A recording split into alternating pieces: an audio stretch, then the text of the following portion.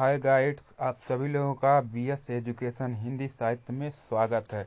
आज हम लोग व्याकरण के अंतर्गत यह तीसरा टेस्ट है जिसमें हम लोग 31 प्रश्न से इस वीडियो की शुरुआत कर रहे हैं। इसमें आपको 15 क्वेश्चन मिलेगा और 15 क्वेश्चन में आपका कितना प्रश्न सही हो रहा है उसे कमेंट बॉक्स में ज़रूर लिखना है। अगर 15 क्वेश्चन में आप लोग कॉपी पर नोट करते जाइए कि कितना क्वेश्चन सही हो रहा है।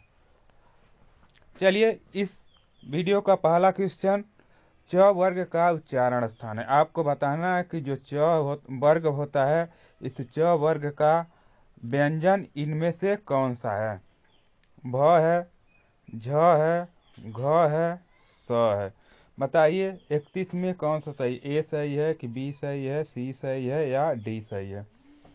तो हम लोग जानते हैं कि च वर्ग में कितने अक्षर आते हैं, 5 अक्षर आते हैं। कौन कौन से, तो बताइए। इसमें क्या आते हैं, छ आता है, ज आता है, झ आता है और क्या आता है, ञ आता है। इस तरह से ये 5 अक्षर आते हैं किसमें, च वर्ग में। तो इसमें से कौन सा मिल रहा है, तो देखिए कौन सा मिल रहा है, झ मिल रहा है ना, तो आपका क्या होगा, झ वाला सही जवाब होगा। इसलिए च वर्ग का व्यंजन कौन सा है, तो झ आपका सही जवाब होगा। चलिए अगला बताइए, इसका सही जवाब क्या होगा। आपको बताना है कि कुल में मात्रा है, आपको बताना है कि कुल में कौन सा मात्रा है। बताइए इसमें कौन सा सही जवाब होगा। 32 का ए सही है कि बी सही है, सी सही है या डी सही है। बताइए इसमें से कौन सा सही होगा। तो कुल में कौन सा मात्रा है, तो हम देख रहे हैं कि क होता है, उसके बाद क्या है, बड़ा ऊ का मात्रा है, ल है। तो इसमें कौन सा मात्रा है कुल में, तो यहाँ है बड़ा ऊ का मात्रा, इसलिए डी आपका सही जवाब हो जाएगा। अगला बताइए इसमें सही जवाब क्या होगा। आपको बताना है कि बुलाना कितने अक्षरों का वाला शब्द है। बताइए बुलाना जो लिखा गया है, इस बुलाना में कितने अक्षर वाला शब्द है, इसमें कितने अक्षर हैं आपको बताना। 1 है, 2 है, 3 है या 4 है। बताइए 32 में ए सही है कि बी सही है, सी सही है या डी सही है। बताइए इसमें से कौन सा सही होगा। तो बुलाना जो लिखा गया है, इसमें अगर आपसे अक्षर पूछा जाए तो कितने अक्षर हैं, इसका जब वर्ण विच्छेद हम करेंगे तो क्या हो जाएगा, ब हो जाएगा, प्लस क्या होगा, ऊ का मात्रा होगा, छोटा ऊ, प्लस क्या है, ल है, प्लस क्या है, आ का मात्रा है, क्या है, आ का मात्रा है, प्लस क्या है, न है, प्लस क्या है, आ का मात्रा है। इस तरह से अगर इसमें आपको पूछा जाए क्या, अक्षर पूछा जाए, तो अक्षर तो हम डायरेक्ट इस मात्रा को भी उसी में गिनते हैं। यह क्या हो गया, एक अक्षर हो गया, और ल धन आ बराबर ला क्या हो जाएगा, एक अक्षर हो जाएगा, और ना धन आ न धन आ बराबर क्या होगा, ना। इस तरह से कितने अक्षर हो जाएंगे, तो 3 अक्षर होंगे। कितने अक्षर होंगे, 3 अक्षर होंगे। तो इस प्रश्न का सही जवाब क्या होगा, 3। बुलाना में कितने अक्षर हैं, तो आपको बताना है 3 अक्षर हैं। अगर यहीं आपसे क्वेश्चन पूछा जाए कि बुलाना में कितने वर्ण हैं, क्या पूछा जाए, बुलाना में कितने वर्ण हैं, तो अब बताइए इसका सही जवाब क्या होगा। बुलाना में बताइए कितने वर्ण हैं, तो इसको देखिए, इसमें मात्रा को अलग करके काउंट किया जाता है। ब हो गया, ऊ हो गया, ल हो गया, आ हो गया, न हो गया, आ हो गया। तो इसमें कितने वर्ण हो जाएंगे, 1 2 3 4 5 6। कितने वर्ण हो जाएंगे, तो यहाँ 6 वर्ण होंगे। कितने वर्ण होंगे, 6 वर्ण होंगे। अगर वर्ण पूछा जाए तो 6 वर्ण, अगर अक्षर पूछा जा रहा है तो कितने हो जाएंगे, 3 होंगे। कितने होंगे, 3 होंगे। इसे आपको ध्यान में रखना है। अगला बताइए इसका सही जवाब क्या होगा। आपको बताना है कि द का उच्चारण स्थान क्या है। बताइए द का उच्चारण स्थान क्या है। बताइए तालु है कि कंठ है, मुर्दा है या दंत है। तो 34 में बताइए कौन सा सही है, ए सही है कि बी सही है, सी सही है या डी सही है। त थ द ध न, ये 5 जो व्यंजन होते हैं उसका उच्चारण स्थान क्या होता है? दंत होता है। क्या होता है? दंत होता है। अतः इसका उच्चारण स्थान क्या होगा? दांत होगा आपका सही जवाब। चलिए अगला बताइए, इसका सही जवाब क्या है? आपको बताना है ड का उच्चारण स्थान क्या है। बताइए, ड से डमरू वाले ड का उच्चारण स्थान क्या है? अब बताइए, इसमें इसका उच्चारण स्थान तालु होगा कि कंठ होगा, मूर्धा होगा या दांत दांत होगा, जिसे दंत भी कहते हैं। बताइए 35 में कौन सा सही है? ए सही है, बी सही है, सी सही है या डी सही है? तो देखिए, ट, ठ, ड, ढ, अड़, इन सभी का उच्चारण स्थान क्या होता है? तो आपका मूर्धा होता है। क्या होता है? मूर्धा होता है। अगर ड पूछा है ना आपसे, ट पूछे तब भी आपका आंसर क्या होगा? मूर्धा होगा। अगर आपका ठ पूछे तब भी आपका उच्चारण स्थान क्या होगा? मूर्धा होगा। अगर ड पूछे तब भी आपका उच्चारण स्थान यही होगा।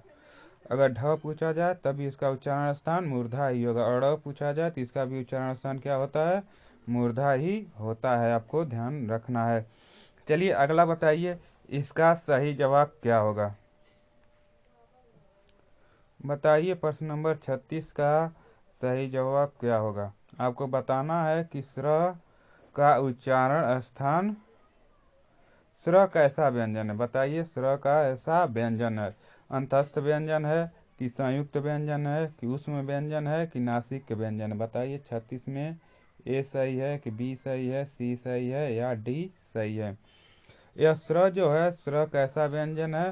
तो यह सभी लोगों को पता है कि यह कैसा है? उस संयुक्त व्यंजन है। कैसा है? संयुक्त व्यंजन। क्यों कि यह स्र जो होता है वह तालवी स प्लस र से मिलकर बना होता है, इसीलिए इसे हम संयुक्त व्यंजन कहते हैं।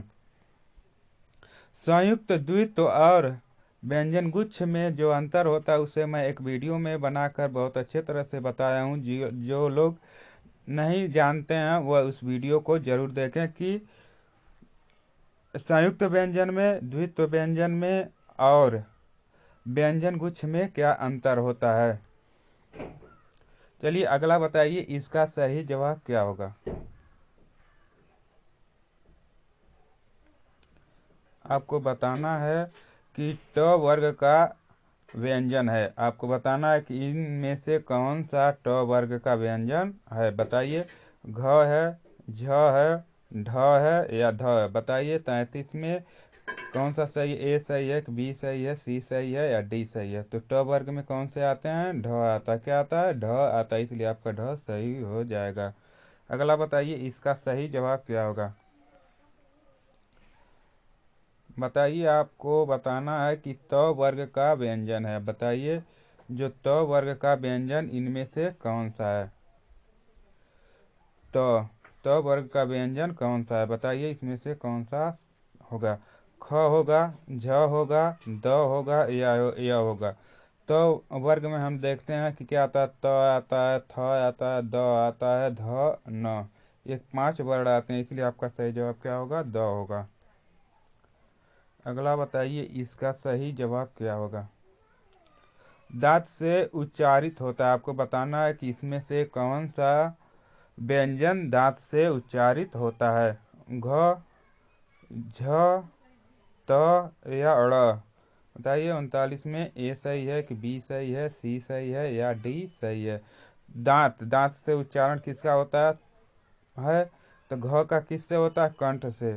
झ का किससे होता है? तालु से। अड़ का किससे होता है? मूर्धा से। तो इसमें सही जवाब क्या हो जाएगा? आपका सी हो जाएगा। यानी त वर्ग का उच्चारण स्थान किससे होता है? दांत से होता है। इसका बताइए सही जवाब क्या होगा? आपको बताना है कि तालु से उच्चारित होता है। बताइए, इसमें से कौन सा तालु से उच्चारित होता है? ज, ग, द या थ? बताइए, इसमें से कौन सा तालु से उच्चारित होता है? तो तालु से कौन सा उच्चारित होता है? वह होता है ज। यानी च वर्ग के जो व्यंजन होते हैं वह किससे उच्चारित होते हैं? ज से। अगला बताइए, इसका सही जवाब क्या होगा? आपको बताना है कि फ का उच्चारण स्थान है, बताइए कि फ का उच्चारण स्थान क्या है? ओष्ठ है, कंठ है, मूर्धा है या दंत है? बताइए इसमें से कौन सा सही होगा। यानी प वर्ग जो होते हैं तो प वर्ग का उच्चारण स्थान किससे होता है? किससे होता है? ओष्ठ से होता है। किससे होता है? ओष्ठ से। इसलिए आपका सही जवाब क्या होगा? ओष्ठ हो जाएगा। अगला बताइए इसका सही जवाब क्या होगा। आपको बताना है कि ख का उच्चारण स्थान है, बताइए कि ख का उच्चारण स्थान क्या है? तालु है, कंठ है, मूर्धा है या दंत है? ठीक है, बताइए 42 में ए सही है कि बी सही है, सी सही है या डी सही है? तो ख यानी क वर्ग, ख का मतलब क वर्ग में जितने भी 5 व्यंजन आते हैं उन सभी का उच्चारण स्थान क्या होता है? तो कंठ होता है। क्या होता है? कंठ होता है। इसलिए आपका सही जवाब हो जाएगा कंठ। ठीक है, चलिए अगला बताइए इसका सही जवाब क्या होगा।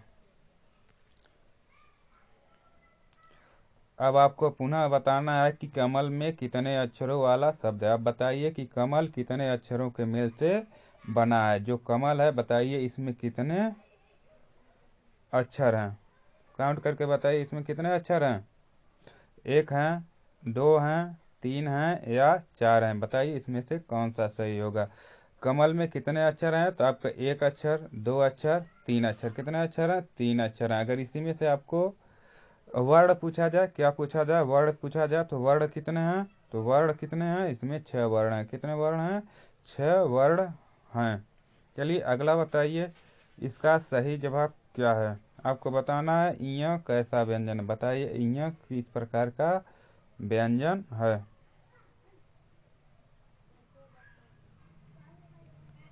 बताइए अंतस्थ व्यंजन है कि उस संयुक्त व्यंजन है कि उष्म व्यंजन है कि नासिक के व्यंजन है? बताइए यह कैसा व्यंजन है। तो इसका सही जवाब हो जाएगा नासिक के व्यंजन है। क्या है?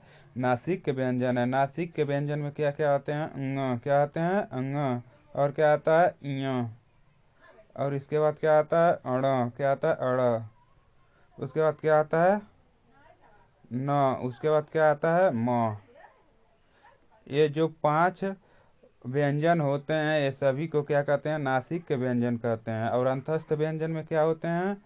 य, र, ल, व। ये क्या है? अंतस्थ व्यंजन है। संयुक्त व्यंजन में तालवी स, मूर्धन्य स, दांती स, ह। ये क्या है? आपके संयुक्त व्यंजन।